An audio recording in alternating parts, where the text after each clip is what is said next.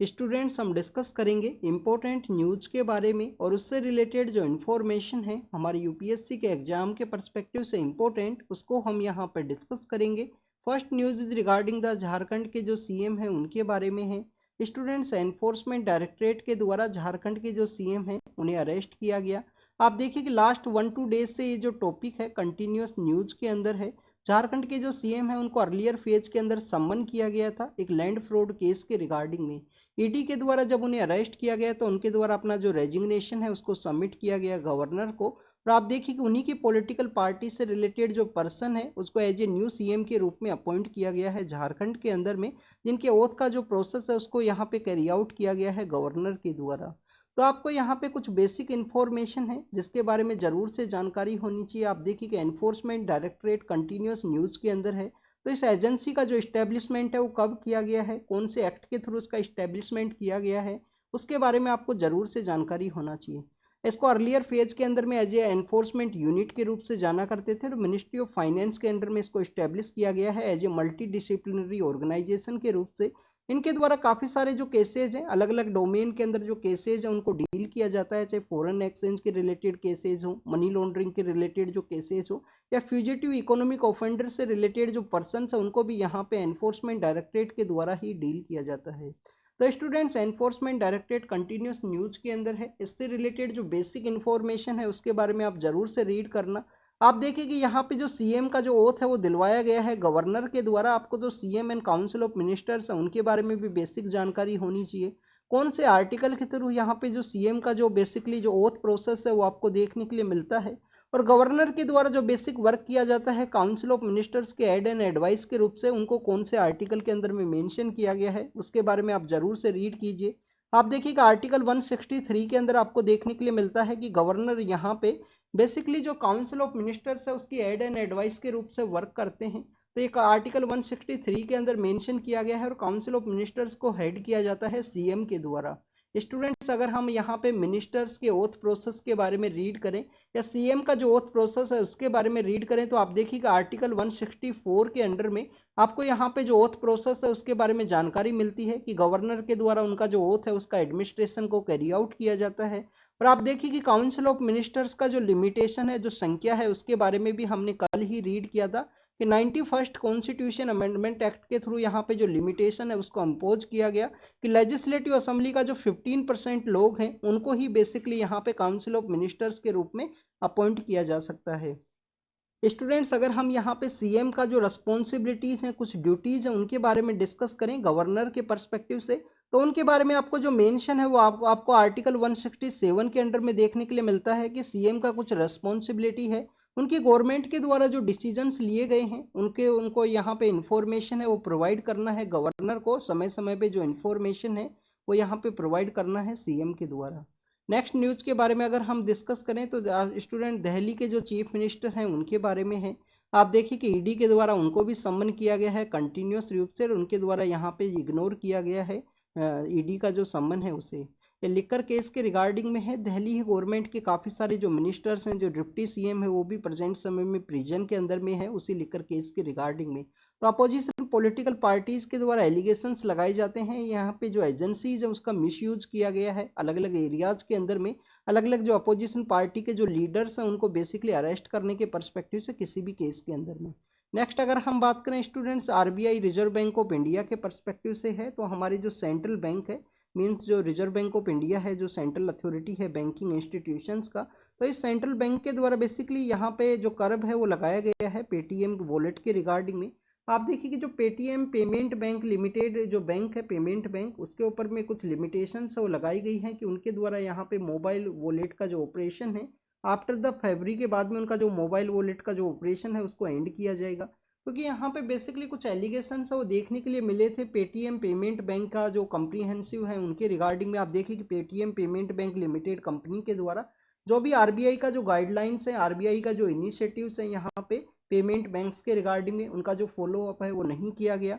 2022 के समय में आरबीआई के द्वारा उनके यहाँ पे जो लिमिटेशंस है वो लगाए गए थे कि पेटीएम पेमेंट बैंक के द्वारा उनके जो गाइडलाइंस है उनको इश्यू नहीं किया गया है, तो इस वजह से जो न्यू यूजर्स हैं उनको यहाँ पे ये ऐड नहीं कर सकते हैं। बट आप देखिए कि ऑफलाइन वे में काफ़ी सारे जो न्यू यूजर्स हैं उनको ऐड किया गया है यहाँ पे पेटीएम पेमेंट बैंक के द्वारा। इस वजह से आरबीआई के द्वारा यहाँ पे फरवरी का जो मंथ है उसको लास्ट मंथ रखा गया है। उसके बाद में पेटीएम जो पेमेंट वॉलेट है उसकी जो सर्विसेज है वो यहाँ पे एंड होंगी। तो स्टूडेंट्स इसका सबसे ज़्यादा इम्पैक्ट कहाँ पे देखने के लिए मिलेगा, आप देखें कि पेटीएम पेमेंट बैंक के थ्रू में फास्ट टैग के काफ़ी सारे जो लोग हैं उन्होंने अपना जो फास्ट टैग है उसको पेमेंट बैंक के थ्रू लिंक करवाया है पेटीएम के थ्रू ही। तो इस वजह से इसका सबसे ज़्यादा इम्पैक्ट है वो आपको यहाँ पे देखने के लिए मिलेगा। नेशनल कॉमन मोबिलिटी जो कार्ड्स हैं उनका काफ़ी सारे लोगों के द्वारा पेमेंट यहाँ पे पेटीएम बैंक के थ्रू ही उसका जो लिंकेज है वो देखने के लिए मिलता है। तो नेशनल मोबिलिटी जो कार्ड का जो सिस्टम है, नेशनल कॉमन मोबिलिटी जो कार्ड का जो सिस्टम है, फास्टैग का जो सिस्टम है, इसका इम्पैक्ट आपको देखने के लिए मिलेगा। तो इसी वजह से जो 29 फरवरी का जो डे है वो यहाँ पे सिलेक्ट किया गया है कि 29 फरवरी के डे तक आप बेसिकली अपना जो यहाँ पे जो चेंज है वो कर सकते हो अपने पेमेंट बैंक के रिगार्डिंग में। अगर हम बात करें स्टूडेंट्स यूपीआई सर्विसेज के बारे में, तो यूपीआई सर्विसेज के ऊपर कोई भी इम्पैक्ट है वो नहीं देखने के लिए मिलेगा प्रेजेंट समय में, क्योंकि यूपीआई जो पेमेंट सर्विस है वो बेसिकली यहाँ पे जो पेरेंट कंपनी है उसके द्वारा ओवन किया जाता है। जो पेटीएम का जो पेमेंट बैंक है उसके द्वारा उसको ओवन नहीं किया जाता है। तो एक नॉर्मल बैंक और पेमेंट बैंक के अंदर में क्या डिफरेंस है, इसके बारे में आपको ज़रूर से रीड करना है। क्या पेमेंट बैंक के द्वारा यहाँ पे जो डिमांड ड्राफ्ट है उसको इश्यू किया जा सकता है क्या? पेमेंट बैंक के बारे में आपको ये जो बेसिक इन्फॉर्मेशन है उसके बारे में ज़रूर से जानकारी होनी चाहिए। नेक्स्ट अगर हम बात करें स्टूडेंट्स, पार्लियामेंट के अंदर में जो सिक्योरिटी ब्रीच देखने के लिए मिला था, तो उससे रिलेटेड जो पर्सनस हैं उनके द्वारा यहाँ पे एक पेटिशन है उसको फाइल किया गया है। आप देखिए कि जब उनका अरेस्ट किया गया था तो उस समय भी काफ़ी सारे लोगों के द्वारा अलग अलग जो पेटिशन उनको फाइल किया गया था कि उनके अरेस्ट के बाद में जो 24 आवर्स का जो समय है उसके बाद में उनको जो यहाँ पे प्रेजेंट किया गया है मजिस्ट्रेट के सामने, मजिस्ट्रेट के इन फ्रंट में उनको जो प्रेजेंट किया गया है आफ्टर द 24 आवर्स के बाद में। ये बेसिकली कौन से आर्टिकल के अंदर मेंशन है इसके बारे में आप कमेंट सेक्शन के अंदर बताना कि किसी भी अरेस्टेड पर्सन को यहाँ पे रजिस्टर जो मजिस्ट्रेट है उसके सामने जो प्रेजेंट करना है विद इन द 24 आवर्स के अंदर में, ये हमारे कॉन्स्टिट्यूशन के किस आर्टिकल के अंदर में मेंशन है। क्या आर्टिकल 22 के अंदर मेंशन है या आर्टिकल 23 या 24 के अंदर मेंशन है, उसके बारे में आप कमेंट सेक्शन के अंदर बताना, आपका होमवर्क है क्योंकि एक फंडामेंटल राइट का ये पार्ट है। तो उस समय में इस तरीके से इनके द्वारा पेटिशन फाइल किया गया था। अभी रिसेंटली जो पेटिशन है वो फाइल हुआ है कि उनको बेसिकली यहाँ पे जो टॉर्चर है वो किया गया है, कस्टडी के अंदर में टॉर्चर किया गया है। तो स्टूडेंट्स आपको पता होना चाहिए कि इंडिया के अंदर में highest number of custodial death हैं वो आपको देखने के लिए मिलती हैं। टॉर्चर का जो कन्वेंशन है इंडियन गवर्नमेंट के द्वारा उसको बेसिकली रेटिफाई नहीं किया गया है, कन्वेंशन अगेंस्ट द टॉर्चर का जो कॉन्सेप्ट है। इसी वजह से काफ़ी सारे हमारे कंट्रीज़ के द्वारा जो क्रिमिनल्स हैं जो टेररिस्ट हैं उनको एक्सचेंज नहीं किया जा सकता है इंडिया के द्वारा, क्योंकि इंडिया ने जो कस्टोडियल टॉर्चर का जो कॉन्सेप्ट है उसके अगेंस्ट में जो कन्वेंशन है उसको रेटिफाई नहीं किया गया है। तो स्टूडेंट्स उनके एलिगेशंस हैं कि पुलिस अथॉरिटीज़ के द्वारा उनको यहाँ पे कस्टडी के अंदर जो टॉर्चर है वो किया गया, उनको जो क्राइम है उसको एडमिट करने के पर्सपेक्टिव से या उनके द्वारा जिस तरीके से जो एलिगेशंस है वो यहाँ पे लगाए गए हैं उसके बारे में। नेक्स्ट अगर हम बात करें इनके अरेस्ट के बारे में, तो देखिए कि पार्लियामेंट के अंदर जो सिक्योरिटी ब्रीच का जो इंसिडेंट है इनके द्वारा कैरी आउट किया गया है, उसके बाद में यहाँ पे जो पार्लियामेंट के अंदर में जो एंट्री है, विजिटर्स का जो एंट्री है उसके भी रूल्स हैं वो चेंज हुए हैं। रूल्स को इस तरीके से चेंज किया गया है स्टूडेंट्स की वहाँ पे बेसिकली पुलिस वेरिफिकेशन है वो इम्पोर्टेंट बताया गया है किसी भी पर्सन का यहाँ पे एंट्री के रिगार्डिंग में। आज ही के न्यूज़पेपर के अंदर में जो डिफरेंट पेज है उसके ऊपर इसको मेंशन किया गया है। इसके अलावा आपको यहाँ पे पता होना चाहिए कि इनको जो अरेस्ट किया गया था वो यूएपीए एक्ट के अंदर में किया गया था। यूएपीए जो एक्ट है 1967 के समय का, जिसको समय समय पे यहाँ पे अमेंड किया गया है अलग अलग गवर्नमेंट्स के द्वारा। तो अनलॉफुल जो एक्टिविटीज़ हैं उनके प्रिवेंशन का जो कानून है उसके रिगार्डिंग में इनको अरेस्ट किया गया था उस समय में। नेक्स्ट अगर हम बात करें स्टूडेंट्स इंडिया और फ्रांस का जो पार्टनरशिप है उसके बारे में यहाँ पे मेंशन किया गया है कि इंडिया और फ्रांस का जो पार्टनरशिप है वो कैसे एक स्ट्रेटजिक पार्टनरशिप है, उसके द्वारा कैसे जो डेवलपमेंट है वो देखने के लिए मिला है, उसी के बारे में इस एडिटोरियल के अंदर में मेंशन किया गया है। तो स्टूडेंट्स अगर हम इंडिया और फ्रांस की पार्टनरशिप के बारे में बात करें तो आप देखिए कि रिसेंटली इंडिया का जो रिपब्लिक डे सेलिब्रेशन के दौरान में फ्रांस के जो प्रेसिडेंट है वो विजिट के लिए आए थे। और ये कम्प्लीटली एक ओपन ओपन एक डायलॉग है कि हमने इनिशियल फेज के अंदर में यूएस के जो प्रेसिडेंट है उनको इनवाइट किया था, बट वहाँ पे जो कांग्रेस का जो सेशन होने की वजह से उनके द्वारा इतना जो समय देने से मना कर दिया गया, as a republic day parade के रूप में शामिल होने से उनके द्वारा डिनाई किया गया। और उसके बाद में इंडिया और फ्रांस के जो रिलेशंस हैं काफ़ी ज़्यादा स्ट्रॉन्ग रिलेशंस हैं। आप देखिए कि रिसेंटली हमने जो 25 ईयर्स ऑफ स्ट्रेटेजिक पार्टनरशिप है उसको भी सेलिब्रेट किया है, जिसको कि बेस्टाइल डे परेड के दौरान में इंडिया के जो प्राइम मिनिस्टर हैं वहाँ पे विजिट के लिए गए थे। और हमने नेक्स्ट हमारे जो 50 ईयर्स हैं, 50 ईयर्स का जो स्ट्रेटेजिक पार्टनरशिप है उसके लिए होरिजन 2047 है, होरिजन जो 2047 का जो इवेंट है उसको भी यहाँ पे एक रोड मैप के रूप से रखा गया है कि इंडिया के फ्रीडम के यहाँ पे इंडिया का इंडिपेंडेंस के 100 ईयर्स कंप्लीट होंगे और फ्रांस के साथ में हमारा जो 50 ईयर का जो स्ट्रेटेजिक पार्टनरशिप का जो टाइम है वो कंप्लीट होगा। तो उसी को बेसिकली होरिजन 2047 का जो नेम है वो दिया गया है। अगर हम बात करें स्टूडेंट्स इंडिया के साथ में स्ट्रेटेजिक पार्टनरशिप के बारे में, तो आप देखिए कि 1998 के समय में जो फ्रेंच के जो प्रेसिडेंट है इंडिया का रिपब्लिक डे के परेड के अंदर ही शामिल होने के लिए आए थे। उस समय में जो ग्लोब के अंदर में जो न्यूक्लियर ऑर्डर हुआ करता था, जो न्यूक्लियर ऑर्डर है उससे इंडिया को एक्सक्लूड किया गया था। तो उसी समय में बेसिकली यहाँ पे फ्रांस के जो प्रेसिडेंट है उसके द्वारा इंडिया का जो न्यूक्लियर ऑर्डर है उसके रूप में इंक्लूजन के बारे में उनके द्वारा एंडोर्स किया गया कि इंडिया को यहाँ पे जो रेटिफाई है वो करना चाहिए, इंडिया को ऐड करना चाहिए एज ए न्यूक्लियर ऑर्डर के रूप में। आप देखिए कि मई 1998 के समय में, मई 1998 के समय में इंडिया के द्वारा बेसिकली अपना जो न्यूक्लियर टेस्ट है उसको कैरी आउट किया गया, जिसको कि हम पोखरण टेस्ट के रूप से भी जानते हैं। और हमारी जो पार्टनरशिप है उसका जो टेस्ट है, उसका जो टेस्टिंग है उसी समय में शामिल हुआ कि फ्रांस फर्स्ट ऐसा कंट्री बनता है जिसके साथ में इंडिया के द्वारा डायलॉग किया गया था आफ्टर द 1998 का उस पोखरण टेस्ट के बाद में। फ्रेंच के द्वारा इंडिया के साथ में डायलॉग किया गया। इसके द्वारा आप देखिए कि इनके द्वारा यूएनएससी के अंदर इंडिया का जो डिमांड है यूनाइटेड नेशन सिक्योरिटी काउंसिल को एक्सपेंड करना है, जिसके रिगार्डिंग में आपको एक G4 नाम का जो ग्रुप है वो भी देखने के लिए मिलता है। 4 कंट्रीज है जिनके द्वारा डिमांड देखने के लिए मिलती है कि कंटिन्यूस इसको एक्सपेंड किया जाए यूनाइटेड नेशन सिक्योरिटी काउंसिल को, और जो अलग अलग मेंबर्स हैं उनको भी यहाँ पे मेंबरशिप है वो प्रोवाइड किया जा सके। आप देखिए अफ्रीकन जो कॉन्टिनेंट है उससे रिलेटेड कोई भी पर्सन है उसको यहाँ पे जो मेंबरशिप है वो नहीं दिया गया है। लैटिन अमेरिका जो कॉन्टिनेंट है उससे भी किसी भी पर्सन को यहाँ पे जो मेंबरशिप है वो नहीं दिया गया है यूनाइटेड नेशन सिक्योरिटी काउंसिल में एज ए परमानेंट मेंबर के बेसिस पे। तो G4 ग्रुप का ये कंटिन्यूस डिमांड आपको देखने के लिए मिलता है, जिससे एशिया के अंदर में जापान है, इंडिया है और भी 2 कंट्रीज हैं जिसके बारे में आपको कमेंट सेक्शन के अंदर बताना है कि G4 में कौन कौन से कंट्री हैं जिनका डिमांड है यहाँ पे यूनाइटेड नेशन सिक्योरिटी काउंसिल को एक्सपेंड करने के पर्सपेक्टिव से।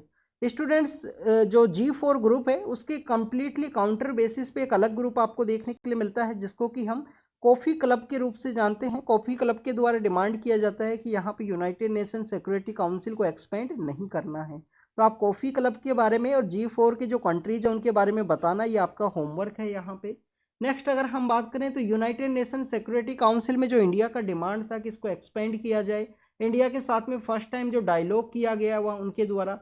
और इसके अलावा आप देखिए कि अगर हम इनिशियल फेज के अंदर में बात करें 1945 के बाद में जो वर्ल्ड का जो ऑर्डर है वो कम्प्लीटली चेंज हुआ, तो इंडिया के द्वारा इंडिपेंडेंस के बाद में जो नेम है नॉन अलाइनमेंट मूवमेंट है उसको एंडोर्स किया गया था। और आप देखिए कि फ्रांस के द्वारा उस समय में जो नाटो का जो कॉन्सेप्ट है, जो नॉर्थ अटलांटिक ट्रीटी ऑर्गेनाइजेशन है, उसको इनके द्वारा एंडोर्स किया गया था। इनिशियल फेज के अंदर में तो उसके फाउंडिंग मेंबर के रूप में इनके द्वारा जो उसका हेडक्वार्टर है उसको भी बेसिकली इस्टेब्लिश किया गया था फ्रांस के अंदर ही।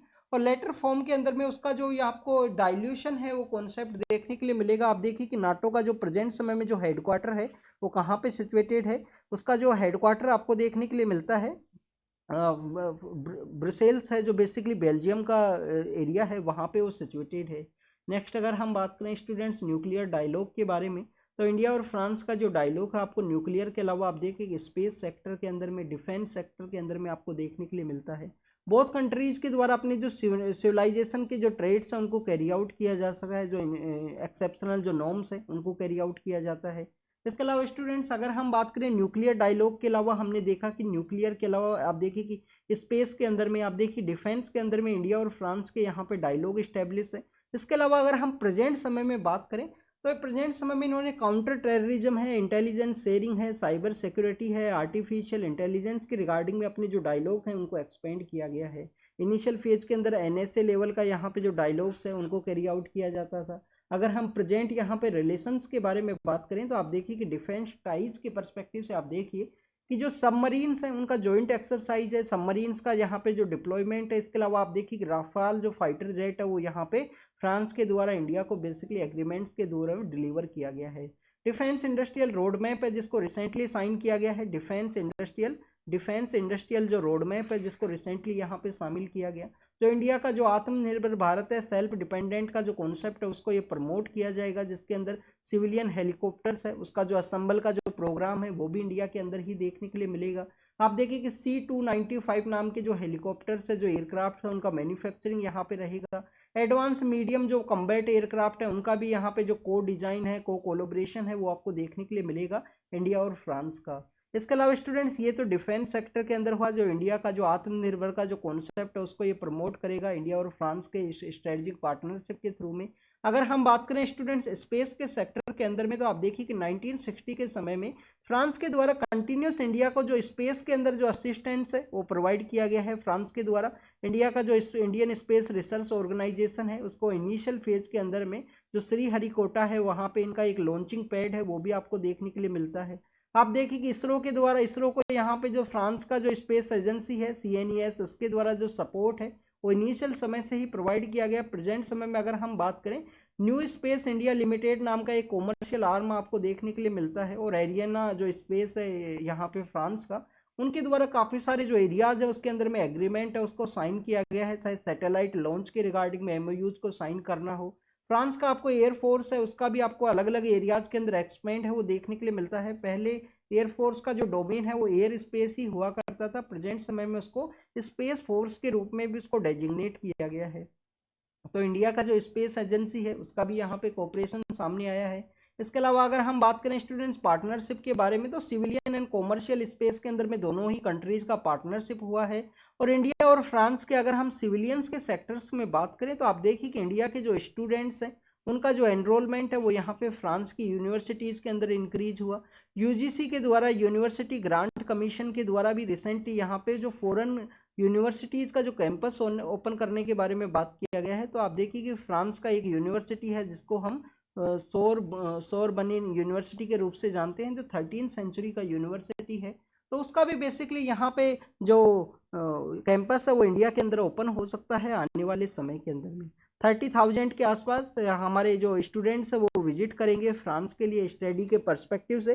तो काफ़ी अच्छे जो इंपॉर्टेंट डायलॉग्स है उनको किया गया है इंडिया और फ्रांस के द्वारा, तो स्ट्रेटेजिक पार्टनरशिप है उसके पर्सपेक्टिव से यहाँ पे डिस्कस किया गया। नेक्स्ट आप देखिए कि गवर्नर के रोल के बारे में है, तो गवर्नर का जो रोल है वो ड्यूटी बाउंडिंग है, उसको अपने जो रोल है वो डिफरेंट रोल के रूप में वर्क है वो नहीं करना चाहिए। आप देखिए कि तमिलनाडु के गवर्नर के पर्सपेक्टिव से यहाँ पे डिस्कस किया गया है। तमिलनाडु के गवर्नर के पर्सपेक्टिव से अभी एक रिसेंटली जो कंट्रोवर्सी क्रिएट हुआ हमारे क्विट इंडिया मूवमेंट के पर्सपेक्टिव से, आज़ाद हिंद फौज उन सभी के रिगार्डिंग में, तो उनके द्वारा कुछ स्टेटमेंट्स दिए गए थे जिसके रिगार्डिंग में कंट्रोवर्सी क्रिएट होने के रिगार्डिंग में ही यहाँ पे बताया गया है कि गवर्नर को अपना जो कॉन्स्टिट्यूशनल ड्यूटीज है उनके ऊपर बेसिकली फोकस करना चाहिए, रेदर देन कोई कंट्रोवर्सी है उसको क्रिएट करने के रिगार्डिंग में। अगर हम क्विट इंडिया मूवमेंट के बारे में बात करें, तो आप देखिए कि उसका भी एक काफ़ी ज़्यादा इम्पैक्ट आपको देखने के लिए मिलता है। मोहनदास करमचंद गांधी का जो इम्पैक्ट है हमारे फ्रीडम मूवमेंट के अंदर में वो काफ़ी ज़्यादा इंपॉर्टेंट है कि हर एक सेक्टर को, हर एक डोमेन को उनके द्वारा कैरी आउट किया गया है, चाहे वुमेन्स हो, चाहे स्टूडेंट्स हो, इवन रिवोल्यूशनरी एक्टिविस्ट को भी उनके द्वारा काफ़ी समय में अपने मूवमेंट्स के अंदर में शामिल किया गया है। आप देखिए कि उनका बेसिकली एक ही यहाँ पे कॉन्सेप्ट हुआ करता था कि वायलेंस को हम कभी भी बेसिकली एज ए एजेंडा मान के यहाँ पे जो फ्रीडम है उसको अचीव नहीं कर सकते हैं, कि जब भी आप बेसिकली फोर्स को यूज करोगे तो आपके ऊपर में जो पुलिस फोर्स है उसका उसको एक एजेंडा मिलेगा कि आपके द्वारा यहाँ पे वायलेंस को कैरी आउट किया गया है, और आपका जो मूवमेंट है उसको लॉन्ग टर्म का सस्टेनेबल है उसके अंदर में वो इम्पैक्ट है वो देखने के लिए मिलता है। स्टूडेंट्स आपको यहाँ पे पता होना चाहिए कि जब हमारा आज़ाद हिंद फौज के जो बेसिकली प्रिजनर्स हैं उनके रिगार्डिंग में रेड फोर्ट के अंदर में जो ट्रायल्स चले थे, जो फेमस 3 प्रिजनर्स हैं जिनका नेम आपको स्पेक्ट्रम बुक के अंदर भी देखने के लिए मिलता है, जो प्रेम कुमार सहगल हैं, गुरबख्श ढिल्लन हैं, शाहनवाज खान हैं, उनका रेड फोर्ट के अंदर में जब ट्रायल्स हुए तो उसको बेसिकली जो डिफेंड किया गया था, भोला भाई देसाई नाम के जो पर्सन है, भोला भाई देसाई के अलावा आप देखिए कि तेज बहादुर सप्रू हैं, जवाहरलाल नेहरू हैं, KN काटजू हैं, कैलाशनाथ काटजू हैं, उनके द्वारा बेसिकली उनको डिफेंड किया गया था। तो उन्हीं सब एरियाज़ के बारे में, आज़ाद हिंद फौज के बारे में, रॉयल नेवल का जो बेसिकली म्यूटिनी देखने के लिए मिला था, एयरफोर्स का जो म्यूटिनी देखने के लिए मिला था after the quit India movement के बाद में, उन सभी के बारे में यहाँ पे डिस्कस किया गया है। कोरियन पेनिनसुला के बारे में यहाँ पे बेसिकली इंफॉर्मेशन है। तो आप देखिए कि वर्ल्ड वॉर सेकेंड के समय में जापान के अंडर में ये पेनिनसुला का जो रीजन है वो हुआ करता था। बट आप देखिए कि वर्ल्ड वॉर सेकंड के बाद में बेसिकली यहाँ पे जापान का डिफीट हुआ। वर्ल्ड वॉर सेकंड के अंदर में जापान के डिफीट होने के बाद में इस कोरियन पेनिनसुला को बेसिकली यहाँ पे बाइफरकेट कर दिया गया। नॉर्दर्न पार्ट का जो डोमिनेशन है वो आपको रसिया का डोमिनेशन देखने के लिए मिलता है, और आप देखिए कि सदर्न पार्ट है जो साउथ कोरिया है वहाँ पे यूएस का जो डोमिनेशन है वो इनिशियल फेज के अंदर हुआ था। बाद में कोरिया को यहाँ पे एक इंडिपेंडेंस है वो दे दिया गया। आप देखिए इंडिपेंडेंस देने के बाद में इनके जो पेरेंट कंट्रीज हैं आफ्टर द वर्ल्ड वॉर उसका जो इन्फ्लुएंस आपको देखने के लिए मिलेगा। नॉर्दर्न जो पार्ट है वो कम्प्लीटली रसिया की तरह वहाँ पे वर्क करता है। डिक्टेटरशिप का जो रूल है वो आपको देखने के लिए मिलता है, कम्प्लीटली ओपन नहीं है। सदर्न पार्ट के अंदर में आपको लिटिल बिट जो डेमोक्रेसी है उसका जो पार्ट है, जो कंटिन्यूस इलेक्शन प्रोसेस है वो आपको देखने के लिए मिलेगा। तो अभी रिसेंटली यहाँ पे जो टेंशंस राइज हुई हैं, जिस तरीके से वहाँ पे एज ए एनिमी कंट्री के रूप में डेजिग्नेट किया गया है सदर्न कोरिया को वहाँ पे नॉर्थ कोरिया के द्वारा। स्टूडेंट्स आपको कोरियन वॉर के बारे में भी पता होना चाहिए कि इंडिया का भी एक इम्पोर्टेंट रोल है यहाँ पे जो पीस है उसके फैसिलिटेशन के प्रोसेस के अंदर में इंडिया का भी एक इम्पोर्टेंट रोल है north Korea and south Korea की रिगार्डिंग में। तो स्टूडेंट्स अभी रिसेंटली साउथ कोरिया को नॉर्थ कोरिया के द्वारा साउथ कोरिया को एज ए एनिमी कंट्री के रूप में डेजिग्नेट किया गया। काफ़ी सारे जो न्यूक्लियर टेस्ट हैं उनके द्वारा कैरी आउट किए गए हैं। तो कंटिन्यूस ये बेसिकली एक प्रोसेस है कि वहाँ पे डीन्यूक्लियराइजेशन है उसको कैरी आउट किया जा सके। तो this is all the information related to the Korean peninsula है। म्यांमार के बारे में यहाँ पे डिस्कस किया गया है। म्यांमार के बारे में आपको बेसिक इन्फॉर्मेशन होनी चाहिए कि आप देखिए कि लास्ट 3 ईयर से वहाँ पे तो मिलिट्री का जो रूल है वो पावर के अंदर में है। पर मिलिट्री का रूल होने की वजह से वहाँ के जो लोगों के द्वारा अलग अलग जो ऑर्गेनाइजेशन है उनको बनाया गया है, जिसके अंदर में आप देखिए कि वहाँ के जो लेजिस्लेचर्स हैं उनके द्वारा अपना जो एक पीपल्स डिफेंस फोर्स है उसको क्रिएट किया गया।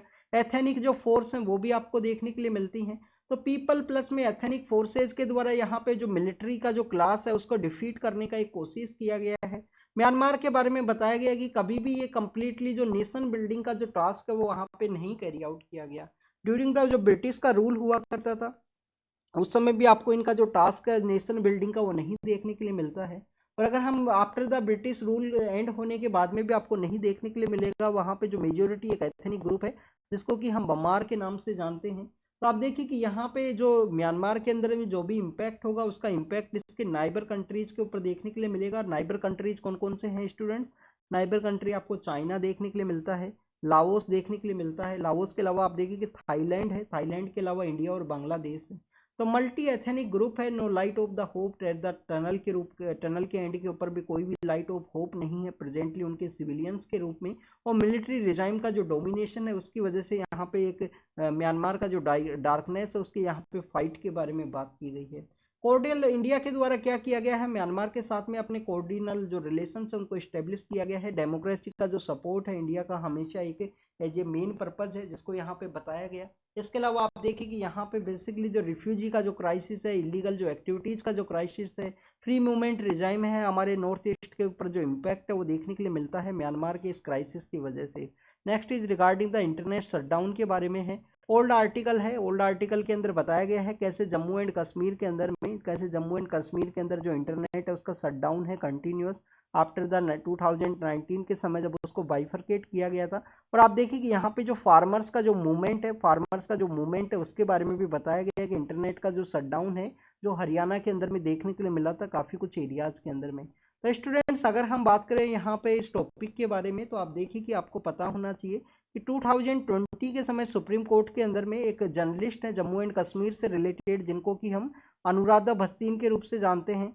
आप देखिए Anuradha Bhasin versus union of India ये केस है, Anuradha Bhasin versus union of India case है जिसके अंदर कहा गया है कि इंटरनेट को जब भी शट डाउन करना है गवर्नमेंट को बेसिकली एज ये फंडामेंटल राइट का पार्ट है, इंटरनेट को फंडामेंटल राइट का पार्ट माना गया, राइट टू लाइफ का पार्ट माना गया है, राइट टू एजुकेशन का पार्ट माना गया है और राइट टू कंडक्ट बिजनेस का।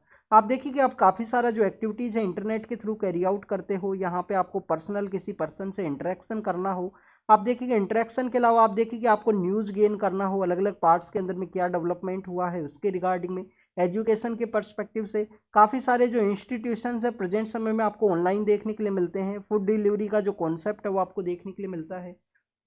तो इंडिया के अंदर जो 97% के आसपास जो यूजर्स हैं मोबाइल इंटरनेट यूजर्स है, मोबाइल इंटरनेट को ही सबसे पहले बैन किया जाता है और आप देखिए किसी तरीके के एलिगेशंस आपको देखने के लिए मिलते हैं कि मोबाइल इंटरनेट को यहाँ पे बैन किया गया है। एक तो चीप है और आपको लोगों के लिए अवेलेबल है, मोबिलिटी काफ़ी ज़्यादा ईजी है। अगर हम ब्रॉडबैंड का एक्टिविटी के बारे में डिस्कस करें तो आप देखिए कि ब्रॉडबैंड का एक तो एक्सपेंसिव है और काफ़ी 3% के आसपास जो लोग हैं उनके द्वारा ही ब्रॉडबैंड है उसको यूज किया जाता है इंडिया के अंदर में। तो अनुराधा भसीन के द्वारा बेसिकली जो केस है उसको फाइल किया गया, इंटरनेट को एज ए फंडामेंटल राइट का जो पार्ट है वो माना गया, बट उसके बाद में भी कंटिन्यूस जो शटडाउन है वो देखने के लिए मिलता है। आप देखिए कि लास्ट टाइम 129 के आसपास जो शटडाउन के जो केसेज हैं वो सामने आए थे, जिसके अंदर बेसिकली यहाँ पे $2.8 बिलियन का जो डैमेज है वो हुआ है इस इंटरनेट शटडाउन की वजह से। और स्टूडेंट्स यहाँ पे आप देखिए कि 9.3 मिलियन के आसपास जो पीपल्स हैं उनका भी इम्पैक्ट आपको देखने के लिए मिला। स्टूडेंट्स अगर हम बात करें इंटरनेट शटडाउन्स के बारे में तो इस अनुराधा भसीन केस के अंदर ही बताया गया था कि गवर्नमेंट को जब भी अपना जो शटडाउन है उसको कैरी आउट करना है तो अपनी वेबसाइट्स के ऊपर ऑर्डर्स है उनको पब्लिश करना है, बट किसी भी गवर्नमेंट के द्वारा उन रूल्स को बेसिकली यहाँ पे फॉलो अप नहीं किया गया। काफ़ी सारे ऐसे स्टेट्स हैं जिनको इन्फॉर्मेशन ही नहीं है। यहाँ पे हमारा जो इन्फॉर्मेशन टेक्नोलॉजी एक्ट है 66A, आप देखिए कि सुप्रीम कोर्ट के द्वारा सरिया सिंगल केस के अंदर जजमेंट डिलीवर किया गया था उसी केस के अंदर में, बट स्टिल उसका इम्प्लीमेंटेशन है वो आपको नहीं देखने के लिए मिलेगा। मेघालय जैसे स्टेट के अंदर में एक आरटीआई के अंदर में इंफॉर्मेशन सामने आया कि उनको बेसिकली इन्फॉर्मेशन ही नहीं है। इस तरीके की केसेस सुप्रीम कोर्ट के द्वारा कब ऐसी जो गाइडलाइंस है उनको इश्यू किया गया है कि इंटरनेट को एज ए उसके रिगार्डिंग में जो बेसिकली शट डाउन करना है उसकी इंफॉर्मेशन बताना है श्रेया सिंगल केस के बारे में। तो this is all the information related to the internet shutdown के बारे में। इंडिया के अंदर में काफ़ी सारा शटडाउन है वो आपको देखने के लिए मिलता है। स्टूडेंट्स यहाँ पे ड्रोन डील के बारे में है, इंडिया और यूएस का जो ड्रोन डील है उसके बारे में डिस्कस किया गया। ड्रोन डील के बारे में आपको पता होना चाहिए, यूएस की एम्बेसी के द्वारा कहा गया है कि डिस्कशन फेज के अंदर है, जल्द ही इंडिया को जो ड्रोन्स है वो यहाँ पे अवेलेबल करवाई जाएंगे। तो इसके अंदर बेसिकली यहाँ पे कुछ ड्रोन्स है जिसको MQ-9B नाम का जो ड्रोन है जो सर्विलेंस के बेसिस पे काफ़ी ज़्यादा एक इम्पोर्टेंट ड्रोन है। इसके अलावा आप देखिए कि P-8I नाम का जो यहाँ पे मैरीन एयरक्राफ्ट है उसको भी बताया गया है इंडियन ओशियन रीजन के अंदर सर्विलेंस के बेसिस पे। यूजीसी के रिगार्डिंग में कुछ गाइडलाइंस हैं, उनके रिगार्डिंग में कुछ कंट्रोवर्सी है वो क्रिएट हुआ था, उन्होंने अपनी जो गाइडलाइंस हैं उनको यहाँ पे रिवाइज किया है। आप देखिए कि प्रेसिडेंट के द्वारा एड्रेस किया जाता है first session of every new year, अभी जो नए साल का जो फर्स्ट सेशन है उसको यहाँ पे एड्रेस किया जाता है पार्लियामेंट का। और इलेक्शन के बाद में भी इनके द्वारा जो एड्रेस है वो देखने के लिए मिलता है। तो इन्होंने अपना जो एड्रेस है वो किया, इंडिया को एक फास्टेस्ट जो ग्रोइंग मेजर इकोनॉमी है उसके रूप से बताया गया है।